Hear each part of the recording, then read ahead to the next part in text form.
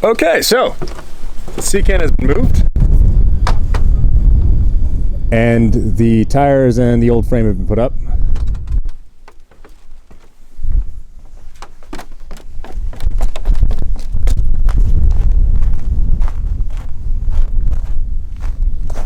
So this isn't my sea can, but the one next to it, the gray one, was just moved recently. And this is the cutout. We're gonna have to cut this out. Cutting along here, and that should do the trick. But let's have a look inside.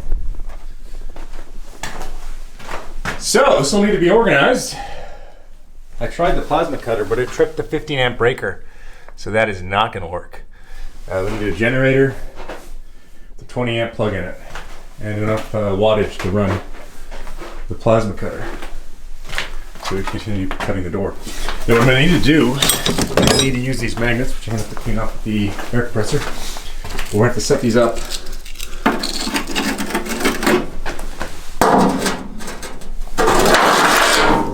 That's not what I wanted. But yeah, we're going to have to set these up with a guide, several of them, so that we actually hold the plasma cutter in a straight line. Because I tried that, and it kind of got a little bit off center as I was trying to strike an arc. But the idea is, with the plasma cutter, is it ignites an arc with the electricity it's using, and the forced air blows that molten metal out the other side. So it'll solve this problem, which is because there was weight pressing down, this side kind of like crimped in, and as I was cutting, it actually kept the disc from doing its job with the angle grinder. But the whole plan is going to be stripping this all out this summer, well this spring actually, and getting this all prepped and insulated and the rust repaired. There was a bit of painting, but it looks like they didn't use primer to prime everything first, so that's probably going to have to be done once we solve the major rust issues.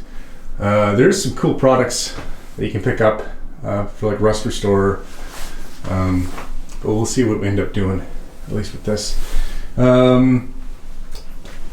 Yeah, this is going to be fun. Parts cleaner, it's a little cabinet for cleaning small parts. We're using it with these guys to basically clean everything. There's a whole bunch of diff fluid that just leaked out onto the floor that I'll have to clean up with some sand. But the long-term plan is we're going to be stripping up these lengths of plywood. So we need a hole saw, drill into where the nails are, pull the planks up. Underneath it'll be C-channel throughout the way, the entire length of this floor. So that stuff is going to have to basically be insulated, and I'm not too sure I'm going to do it, but I'm thinking what I'm going to do is for every C-channel in between, I'll just be putting a panel of some kind down, probably metal, we'll see what I actually end up using, and then filling that with rigid foam or some form of insulation, because I do want ground insulation, but it'd be nice if that was rigid foam, because then we can, well, overall the plan is to put these on aircrete pads with proper foundation. But if that's not the case, and this ends up being the super portable shop, then that is what will be done instead.